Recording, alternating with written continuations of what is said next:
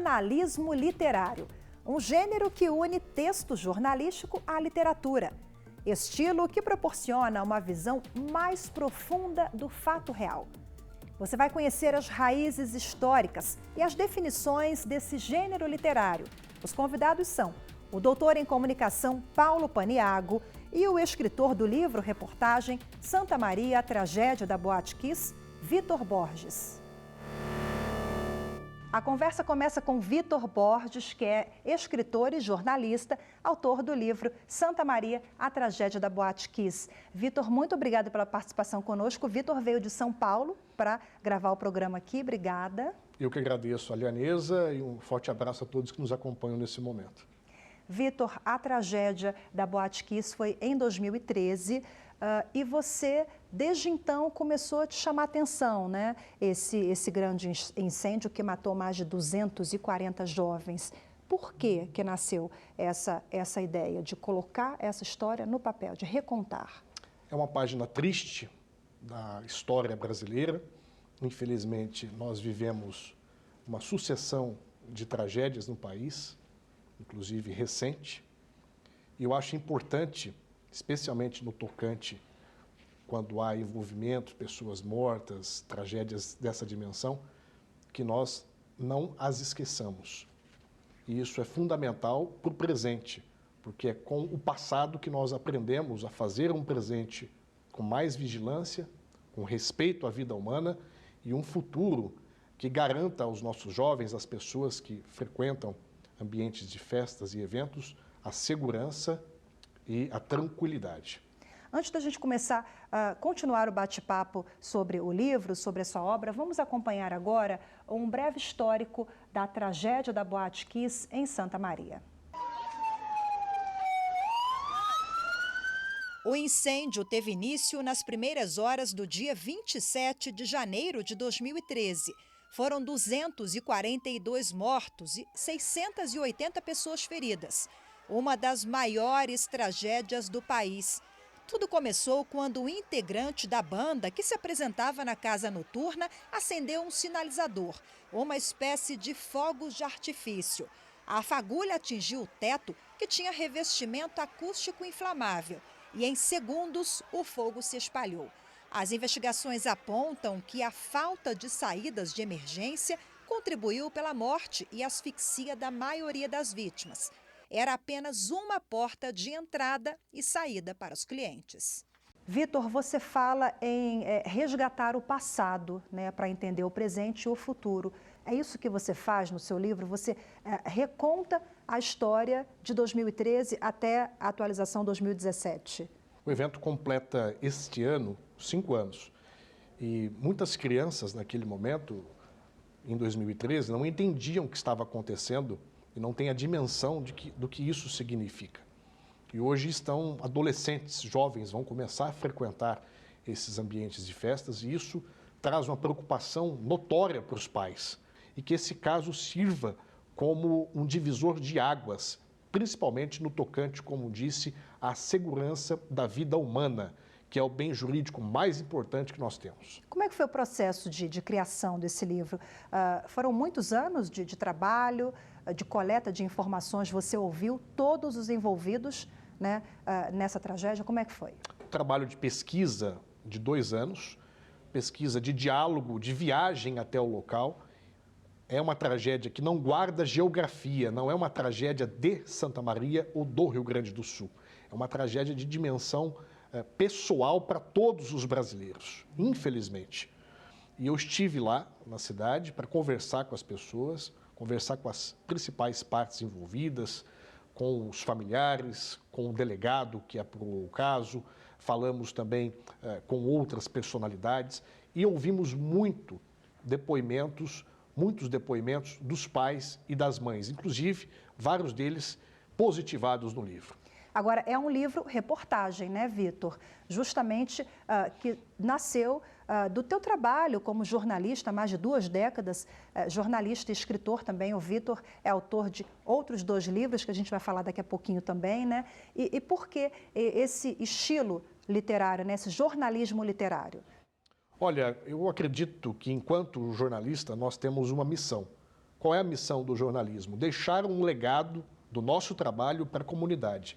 Tentar colaborar de alguma forma, dentro das nossas limitações, para a nossa sociedade. Eu penso que o jornalismo não pode ser um fim em si mesmo. E acho que esse gênero do livro-reportagem, ele é importante, não só para retratar eventos tristes como esse que nós estamos abordando agora, mas tratar sobre eventos positivos, falar sobre pessoas importantes no Brasil, em várias áreas, na área do direito, na área da literatura, na área das artes cênicas, trabalhadores do dia a dia, da segurança pública, trabalhadores da área rural, enfim, há tanto para se falar sobre pessoas e bons exemplos para a nossa comunidade, que há tantas reportagens que podem ser feitas e positivadas, colocadas em livro, para que as pessoas possam passar essa mensagem, essa reflexão à frente e nós possamos conhecer efetivamente o que acontece em nosso redor. Definitivamente, então, a tragédia não é uma característica do livro-reportagem, né? A gente pode falar sobre absolutamente tudo. Eu penso que sim, como reportagem, como investigação, como principalmente um legado para a comunidade, para que as pessoas conheçam. O nosso dia a dia é muito tomado por decisões corriqueiras, por aqueles mandamentos do nosso trabalho, e às vezes a gente não sabe a história de alguém que está ao nosso lado, que faz um trabalho social importante para a comunidade, como esse outro livro que nós escrevemos sobre o retiro dos artistas. Tantos atores e atrizes fantásticos nesse país riquíssimo, e muitas vezes não são conhecidos do grande público atual, porque viveram em outras gerações, mas a arte permanece. É importante que nós saibamos valorizar quem faz a arte nesse país e quem faz a história do Brasil, que são os trabalhadores, que são as pessoas comuns, e elas merecem ser reportadas. Agora, Vitor, vamos voltar aqui à Santa Maria, tragédia da Boate Kiss. Muitos anos de coleta de informações, você ouviu, fez um raio-x, todos os envolvidos. O que mais chamou a atenção aqui, nesses depoimentos? Infelizmente, a dor muito presente na vida dos familiares que perderam seus entes queridos em função de uma sucessão de falhas. Você me contava que em especial, uma mãe relatou esse desespero do filho que foi e voltou várias vezes para salvar e conseguiu salvar vários jovens. Como é que foi? É difícil a gente até falar em especialidade, né? Quão impactantes são os relatos. Todos eles são muito duros. Muitos familiares estão enlutados eternamente em função do que aconteceu. Houve um caso de um jovem com 18 anos que estava dentro do prédio da Kiss e ele conseguiu sair no momento do incêndio. Porém, ele não se preocupou apenas consigo. Ele voltou para dentro do prédio 7 vezes. Tirou 7 pessoas, algumas que ele sequer conhecia. E na 8ª vez em que ele voltou para ajudar outra pessoa a sair de dentro do prédio, ele próprio perdeu a vida. Então ele morreu como um herói, como tantos outros, ajudando naquele ato de heroísmo, porque a imagem que fica gravada na nossa mente são daqueles jovens quebrando as paredes da boate com ferramentas, com marretas, e ajudando os bombeiros no salvamento, que foi realmente algo muito tocante. E o relato da mãe desse jovem está presente também no nosso livro. Bom, Vitor, nós acompanhamos, as famílias, elas pedem justiça, né? Mas o Vitor, que está no 3º ano de Direito, justamente após esse trabalho, foi o que lhe impulsionou, né, a cursar Direito. Eu queria que você explicasse um pouquinho essa relação, né, do querer justiça com, de fato, a tramitação que nem sempre atende aos anseios das famílias, né? Ou a parte jurídica não é tão simples assim. A justiça tem ritos penais, criminais e cíveis que as pessoas muitas vezes, na realidade, não conseguem compreender. E há também respostas que vêm por parte do judiciário, em função do arcabouço legal, que elas não chegam da maneira que deveriam chegar por entendimento e por aplacamento da dor em relação a essas pessoas. O Rui Barbosa dizia que a justiça que vem tarde já vem sob forma de injustiça. E esse é um sentimento muito presente por parte desses familiares de Santa Maria do Rio Grande do Sul em função dessa tragédia, como eu penso que vários brasileiros em diversas situações também entendem essas respostas por parte da justiça ainda como insuficientes. Mas quem está do outro lado, os operadores de direito, sabe que estão adstritos e precisam seguir as normativas estabelecidas pelos códigos, os prazos de acusação, de defesa, há toda uma ritualística que precisa ser colocada. Então, essa dicotomia entre o que esperam as pessoas para que uma justiça não venha sob forma de impunidade e a sensação de injustiça seja presente, como me parece ser o caso, e o que o judiciário pode fazer em termos de respostas é muito presente na obra. Agora, para finalizar, como você teve todo esse envolvimento, o jornalista, ele trabalha com isenção, é claro, mas existe também o envolvimento natural. Você está conversando com pessoas, histórias, né?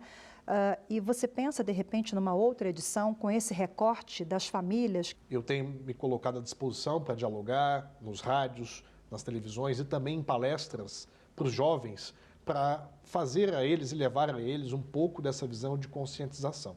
Então, acredito que a gente possa fazer, sim, um trabalho redundante de todo esse esforço. E eu queria encerrar aqui com uma frase de Olavo Bilac, que é um poeta bastante famoso do Brasil, e ele dizia que a saudade é a presença da ausência. E eu gostaria muito que a ausência desses jovens não fizesse com que nós nos esquecêssemos do que aconteceu lá no Rio Grande do Sul, nos colocássemos sempre em solidariedade a esses familiares e, mais do que isso, conversássemos com os nossos filhos, com as nossas filhas, para que eles tenham consciência da importância das suas vidas e das preocupações que os pais têm para com os seus filhos, porque os pais vivem para melhorar a vida e dar tudo aos seus filhos. Então, acho que essa dor não pode ser esquecida e é uma lição de vida para todos nós. Ok, Vitor Borges, difícil, né? Mas é uma lembrança que ela fica e fica aí como lição, né?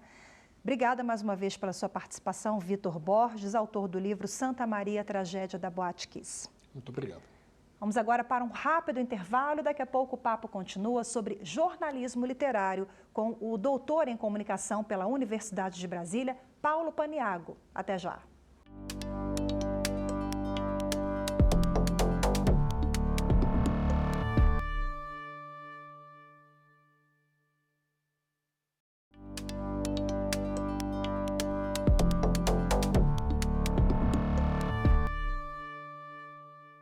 O programa Iluminuras está de volta e hoje o nosso tema é jornalismo literário. Agora, no segundo bloco, eu recebo o doutor em comunicação pela Universidade de Brasília, Paulo Paniaggo. Professor, obrigada pela participação aqui conosco em primeiro lugar. Eu é que agradeço o convite, Rafaela. Bom, o senhor é estudioso do tema jornalismo literário, né? Inclusive dá aulas sobre jornalismo literário na UNB. Eu queria que o senhor explicasse o que caracteriza essa modalidade, professor. É muito simples, Rafa. É jornalismo. Basicamente, o que importa aí é a questão jornalismo, ou seja, a apuração tem que estar lá, a fidedignidade aos fatos, tudo isso. Mas ela não, nessa modalidade, os jornalistas não se contentam em simplesmente contar os fatos de maneira fria, objetiva. Então, há o uso de um recurso que vem da literatura que ajuda no contar, na apuração e no modo de contar aquela narrativa. E isso vai provocando na gente que lê um interesse bem maior pelo texto, porque o texto fica mais agradável, fica mais saboroso, fica mais interessante. Então, assim, você está usando de certos recursos de linguagem, mas a base sempre tem que ser o jornalismo, tem que ser o fato, né? E nisso você pode criar uma série de possibilidades diferentes, né? E um jeito melhor. É muito mais difícil de fazer, leva muito mais tempo, toma muito mais tempo. E, portanto, não é qualquer jornalista ou qualquer empresa que vai disponibilizar a sua equipe ou deixar um tempo para a sua equipe apurar mais, apurar com profundidade. Mas é uma apuração mais refinada. Por exemplo, você vai ali e diz assim, fulano disse, afirmou, negou. Para o jornalismo literário, essas alternativas apenas não servem. Então, você tem que observar, você tem que colocar, de alguma maneira, o seu leitor naquele cenário, descrever, ambientar. os sons, as nuances, o nervosismo de alguém, a tranquilidade, o jeito, sabe? Essa observação é uma observação que o narrador pode assimilar e narrar. E ao fazer isso, obviamente que essa ideia de objetividade, ela fica um pouco ali, jogada nas cordas, vamos dizer assim. Mas a analisar e interpretar requer recursos um pouco mais sofisticados, né? Não é simplesmente dizer eu narrei a uma distância, até porque meia hora de discussão e a gente derruba esse conceito. O fato de você escolher essa pauta e não aquela já é uma tomada de posição. Então não tem como fugir muito desse negócio, né? E ali você está intensamente e de todas as maneiras usando os recursos possíveis, metalinguagem, né?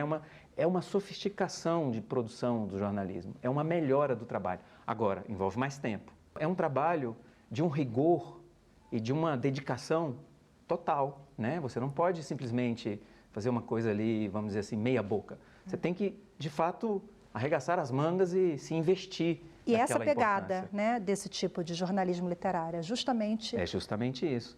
E um cuidado com o texto, que precisa de um pouco mais de cuidado. Uma história que se desdobra, que tem um apelo maior.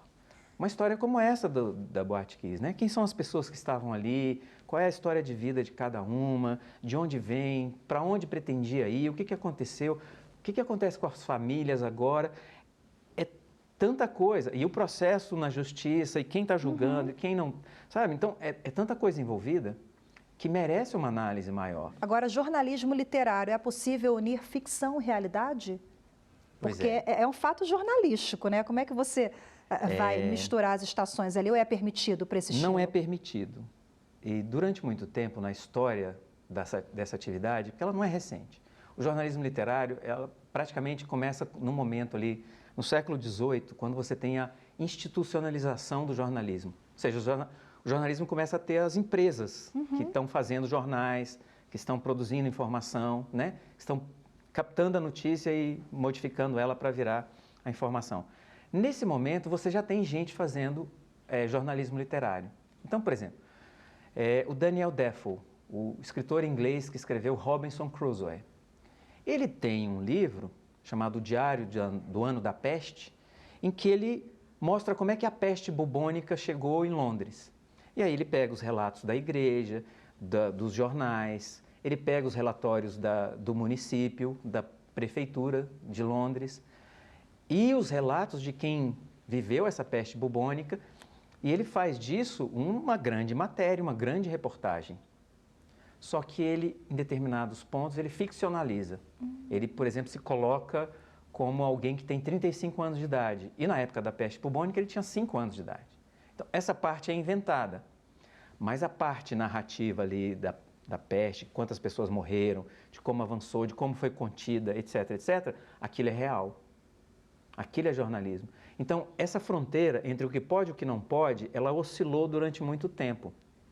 Mas como o jornalismo se profissionalizou tanto nas últimas décadas, a discussão sobre ética, sobre os limites, sobre a realidade, sobre o que pode e o que não pode, ela se intensificou também. E o resultado disso foi que hoje não se pode mais fazer isso. Porque senão descaracteriza, né? O leitor fica confuso. Pois é, e aí você tem que deixar sempre claro o que é que você fez, qual foi o procedimento. Então, só para te dar mais um exemplo, um jornalista da The New Yorker, uma revista americana, semanal, que existe desde 1925, ele um dia fez uma matéria sobre um sujeito, era um perfil, de um sujeito que morava num hotel pobre em Nova York. E aí os outros jornalistas, quando viram a matéria e gostaram muito, falaram, a gente quer conversar com esse cara. E ele escondendo. Esse cara não existia. Quer dizer, não existia este cara que ele estava relatando ali.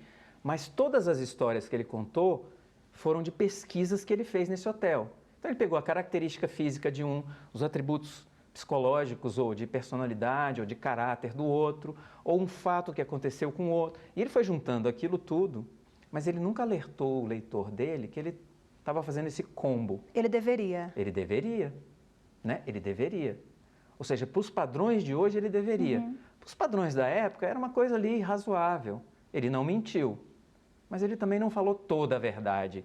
Aí entra, né? Qual é o limite? Qual é o limite entre a verdade? O que é verdade? O que é isso que nós chamamos de verdade? O fato do livro estar aqui garante que é real? É uma certa garantia, mas até certo ponto, né? Se o livro está aqui e não está sendo acessado, acionado, lido, ele é real, mas e aí? Não está agindo, né? Não está... Então, há uma discussão sempre sobre esses limites, e ela é uma discussão interessante, porque é possível sempre empurrar um pouquinho mais a fronteira, discutir um pouco mais, esclarecer um pouco mais, e eu acho que o fundamento de tudo isso é tentar melhorar o modo como a gente entende, capta a realidade, transmite ela para as outras pessoas e torna ela uma coisa interessante ou fascinante, né? Pensando em tragédia, livro-reportagem, nós temos essa modalidade também em outros temas, em outras temáticas a não ser tragédia? Existe. É óbvio que a tragédia ela chama atenção, porque é quando a vida comum, normal, sai dos trilhos.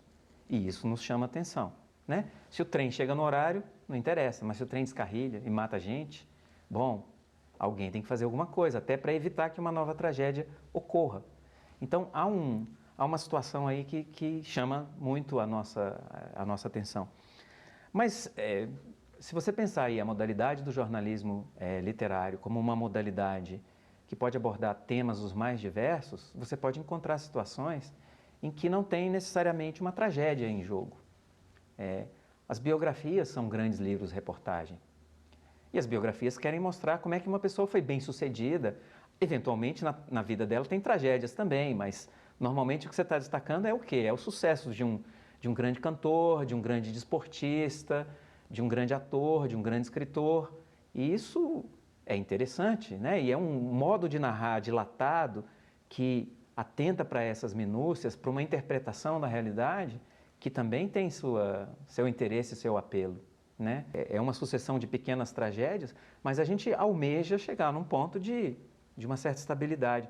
Só que as tragédias são mais emocionantes, a gente conta mais, a gente fica mais empolgado na hora de narrar, né? Nossa, eu bati o carro e aí aconteceu. Nossa, eu vim, não aconteceu nada. Eu parei no sinal e cheguei aqui e sem graça, né? Por isso que as biografias, por exemplo, não autorizadas, né, aquelas que... São as melhores. São as melhores, né? E a biografia também é o grande exemplo, né, desse Sim, estilo. A biografia, os perfis, né? Os perfis jornalísticos. Eu gosto muito dos perfis, é um gênero da minha especialização, né? No doutorado eu estudei perfis, numa revista que é a The New Yorker e numa revista brasileira que é a Realidade. A revista Piauí, que é hoje uma revista mensal, traz bons e grandes perfis, né? O perfil é um gênero muito interessante, porque é isso, é um retrato deste momento. Porque na biografia interessa só alguém que se destacou do comum dos mortais. Então, é o grande estadista, é o grande esportista, é o grande atleta, né? A biografia que vende bem é de alguém que é fora da curva. A biografia do Steve Jobs vai vender, né? A do Paulo Paniagua não vai vender, ninguém interessa pelo Paulo Paniagua. Mas o Paulo Paniagua, a Rafaela, nós somos passíveis de sermos, vamos dizer assim, os objetos de um bom perfil. Porque quando você se aproxima de alguém, por mais aparentemente desinteressante que essa pessoa seja, ela vai acabar revelando para você uma coisa muito pessoal e muito bacana. Claro, se você souber ver.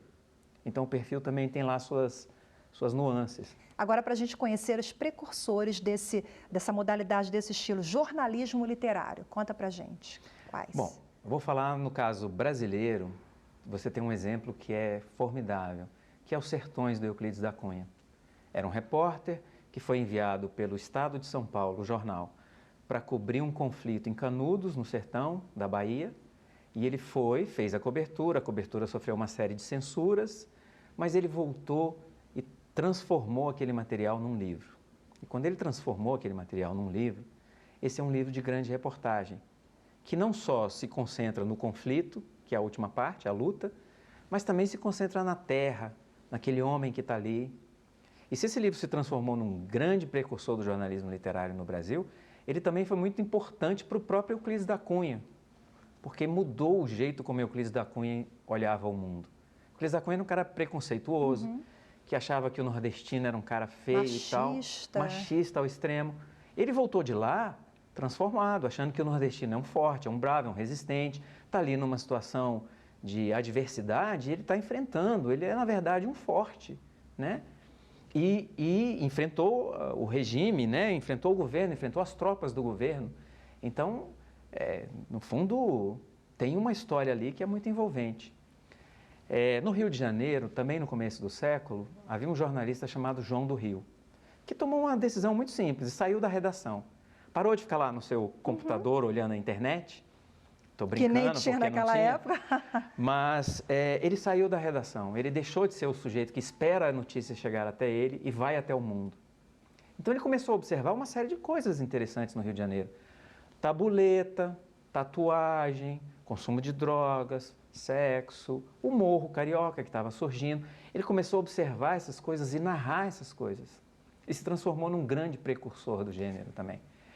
Nos anos 30, nos anos 40, o jornalismo começou a contratar escritores para virar cronistas. E essa crônica, ela é um meio do caminho, vamos dizer assim. Dentro do jornal, então é jornalismo, mas tem alguma coisa da ficção. A crônica é divertida. Eu costumo dizer para os meus alunos que a crônica é uma espécie de oásis no meio das notícias ruins do jornal. Porque sabe, o jornal é só tragédia, crime, problema, crise, ali tem uma leveza. Conflito. A crônica, ela ainda acredita que o ser humano tem salvação, sabe? O ser humano pode dar certo com um empurrãozinho. A crônica faz esse papel de, sabe, dar uma suavizada na dureza do cotidiano. Professor Paulo Paniaggo, muito obrigada. Eu que agradeço ao convite, Rafaela, e desejo sucesso a você e ao programa. Obrigada, até a próxima, viu, Paulo? Até a próxima. Voltaremos a falar sobre jornalismo literário e outros assuntos também, né? E o programa de hoje termina aqui, mas lembrando que você pode rever esta ou outras edições pela internet. É só acessar youtube.com/TV Justiça Oficial. Obrigada pela companhia e até o próximo programa.